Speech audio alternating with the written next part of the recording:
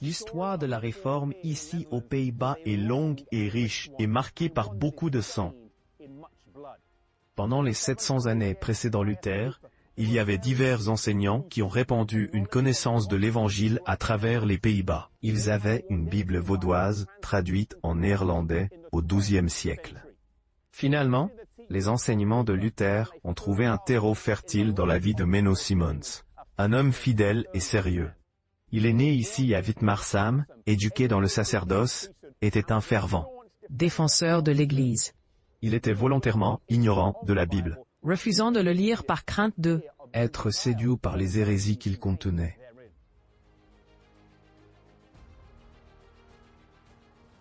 Il fut témoin de la décapitation d'un homme qui avait été exécuté après avoir été rebaptisé, et cela lui a fait étudier ce que la Bible dit sur le baptême des nourrissons, où il ne trouva aucune preuve à cet égard. Cela l'a conduit dans un voyage et Il a quitté l'Église catholique en 1536 et a consacré le reste de sa vie à la prédication de ces vérités qu'il avait redécouvertes.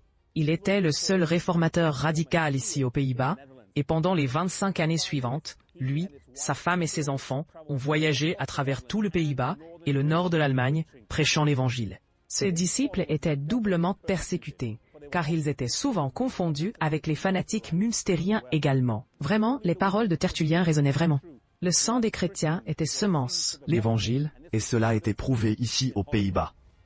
En revanche, la réforme en Scandinavie, en Suède et au Danemark était beaucoup plus pacifique, tandis que les feux des martyrs brûlaient à travers toute l'Angleterre sous le règne de la sanglante Reine Marie. Et les protestants en France ont été persécutés à de nombreuses reprises. En Suède et au Danemark, la réforme se déroulerait de manière beaucoup plus pacifique, et l'on pourrait soutenir qu'elle avait un impact proportionnel plus fort dans chaque pays respectif. L'histoire de la réforme scandinave est inexplicablement liée à Martin Luther et au bastion protestant de Wittenberg dans le pays du Danemark.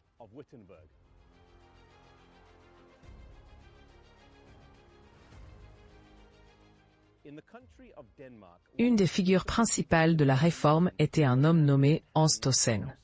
Comme beaucoup d'autres, il avait grandi dans une famille catholique et avait passé une partie de ses premières années dans un cloître. Il a terminé une grande partie de son éducation au Danemark, où il était remarquablement doué pour le latin et l'hébreu.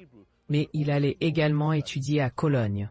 Pendant son séjour là-bas, il est tombé sur certains écrits de Luther et en 1523, il est allé en Allemagne, où il a rencontré Martin Luther et s'est familiarisé avec les nouvelles idées qui étaient défendues. Il passerait 18 mois à étudier là-bas avec Luther, après quoi il retournerait au Danemark, où il gardait initialement secret qu'il était allé à Wittenberg. Cependant, la bonne nouvelle de l'Évangile ne pouvait pas rester cachée indéfiniment, et ce n'était qu'une question de temps avant que ses enseignements ne soient notés comme différents de ceux des autres.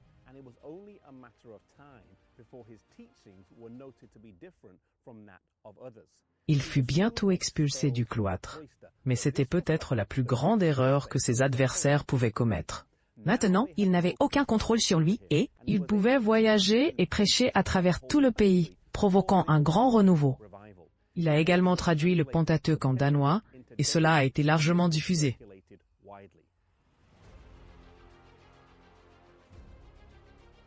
Tausen a vécu fidèlement ici au Danemark pour le reste de sa vie, et son influence a été déterminante pour que tout le pays adopte la foi réformée. Cette église ici à Copenhague a été construite et nommée en son honneur, en mémoire de la grande influence qu'il a eue sur l'histoire spirituelle de cette nation.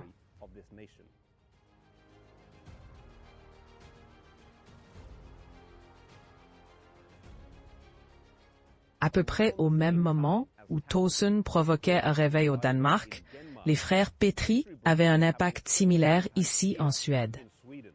Le travail dans ces deux pays montre que les disciples étaient tout aussi puissants et savants que les géants sous lesquels ils ont étudié.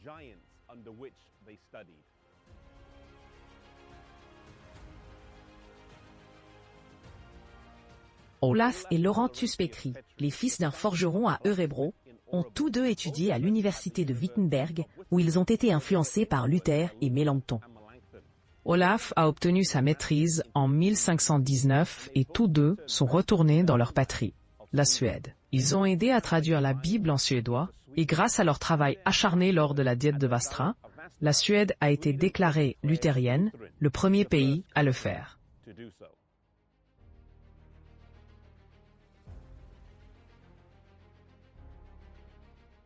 Olaf Petri a été enterré ici dans cette église qui est ensuite devenue la cathédrale nationale, remplaçant la cathédrale d'Uppsala, un témoignage du grand travail qu'il a réalisé avec son frère.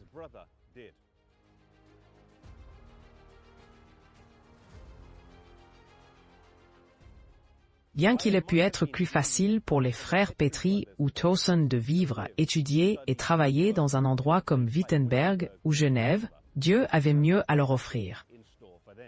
Leur destin était de retourner dans leur patrie et d'y prêcher l'Évangile.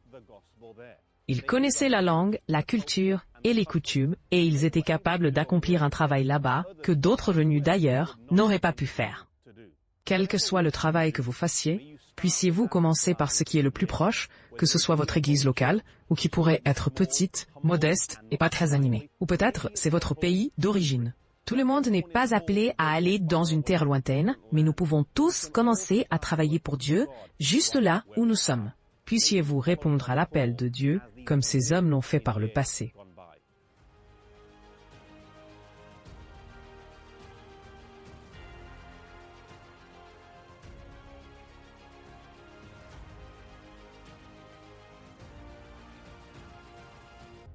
Ça.